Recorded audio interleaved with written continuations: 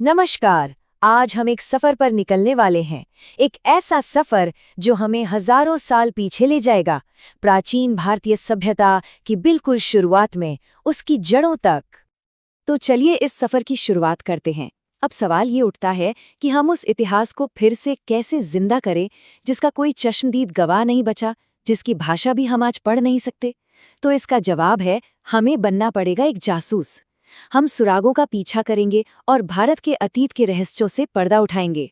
तो एक जासूस की तरह सबसे पहले हमें अपने टूलकिट को समझना होगा। मतलब वो कौन से औजार हैं जिनका इस्तेमाल इतिहासकार करते हैं। देखिए, मोटे तौर पे सबूत दो तरह के होते हैं।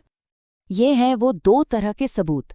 एक तरफ है पुरातात्विक सबूत, यानी वो चीजें जिन्हें हम छू सकते हैं, देख सकते हैं, जैसे पुरानी इमारतें, सिक्के, मिट्टी के बर्तन।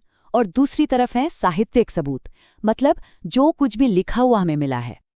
अब इसमें सबसे जरूरी बात समझने वाली ये है कि पुरातात्विक स्रोत जो हैं वो खामोश गवाह की तरह हैं।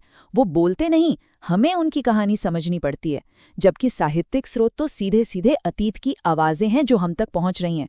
और जाहिर है, दोनों हमें बिल्कुल अलग अलग तरह की कहानियां सुनाते हैं। तो चलिए अपनी जासूसी शुरू करते हैं पहले केस से। एक ऐसी शानदार सभ्यता जिसके बारे में हमें सिर्फ और सिर्फ पुरातात्विक सबूतों से पता चला है। जी हाँ, हम बात कर रहे हैं सिंधु घाटी सभ्यता की।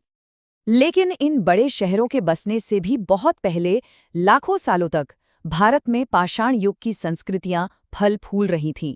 और असल में इन्हीं संस्कृतियों ने दुनिया के पहले महान शहरी समाजों में से एक के लिए जमीन तैयार की थी।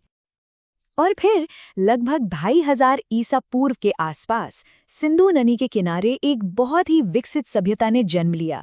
एक ऐसी सभ्यता जो आज के भारत और पाकिस्तान के बड़े हिस्सों में फैली हुई थी। जब पुरातत्वविदों ने खुदाई शुरू की तो वे हैरान रह गए। उन्हें हड़प्पा और मोहनजोदाड़ो जैसे शहर मिले जो कमाल के थे। मतलब एकदम योजना बनाकर बसाए गए थे। और पता है, मोहनजोदाड़ो का मतलब होता है मुर्दों का टीला। ये देखिए, ये कुछ सबसे अहम ठिकाने हैं जो खोजकर्ताओं को मिले। हर एक साइट इस बड़ी पहेली का एक छोटा सा टुकड़ा है। और जब हम इन टुकड़ों को जोड़ते हैं तो एक बहुत बड़ी और आपस में जुड़ी हुई संस्कृति की तस्वीर उभर कर सामने आती है। सब कुछ तो ठीक था, लेकिन इस सभ्यता ने अपने पीछे एक बहुत बड़ा रहस्य छोड़ दिया। एक ऐसी पहेली जिसे आज तक कोई नहीं सुलझा पाया है। वो है इनकी लिखावट। हजारों मोहरों पर इनकी लिपि तो मिली है, पर उसमें लिखा क्या है ये कोई नहीं जानता। तो ये तो थी एक खामोश सभ्यता की कहानी। अब चलते हैं अपने दूसरे केस की तरफ। यहाँ हमारे पास एक बिल्कुल नए किस्म का सबूत है। एक ऐसा सबूत जिससे हम उस दौर के लोगों की आवाज साफ साफ सुन सकते हैं।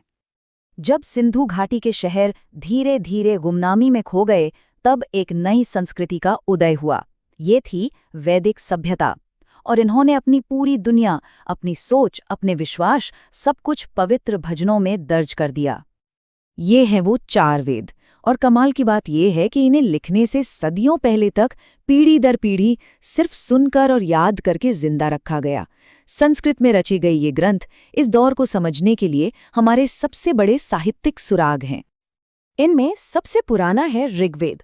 और ये हमें शहरों की कहानी नहीं सुनाता, बल्कि ये एक ऐसे समाज की तस्वीर दिखाता है जो गांव में रहता था, जो एक तरह से खानाबदोश था। उनके लिए मवेशी बहुत कीमती थे। युद्ध उनके जीवन का हिस्सा था और वो इंद्र और अग्नि जैसे देवताओं के लिए बड़े बड़े यज्ञ और अनुष्ठान करते थे। तो अब हमारे पास 2 बिल्कुल अलग अलग तरह के सुराग हैं। एक तरफ है सिंधु घाटी की कलाकृतियां और दूसरी तरफ वैदिक भजन। तो सवाल ये है कि जब हम इन दोनों को साथ रखकर देखते हैं तो हमें क्या पता चलता है। और ये फर्क बिल्कुल साफ है। एक तरफ थी सिंधु घाटी सभ्यता, एक शहरी व्यापार करने वाला समाज जिसे हम देख तो सकते हैं पर सुन नहीं सकते। और दूसरी तरफ थी वैदिक सभ्यता, एक ग्रामीण कबीलों में रहने वाला समाज जिसे हम सुन तो सकते हैं पर जिसके हमें ज्यादा भौतिक सबूत नहीं मिलते। और यहीं आकर हम प्राचीन भारतीय इतिहास के सबसे बड़े सवाल पर रुक जाते हैं।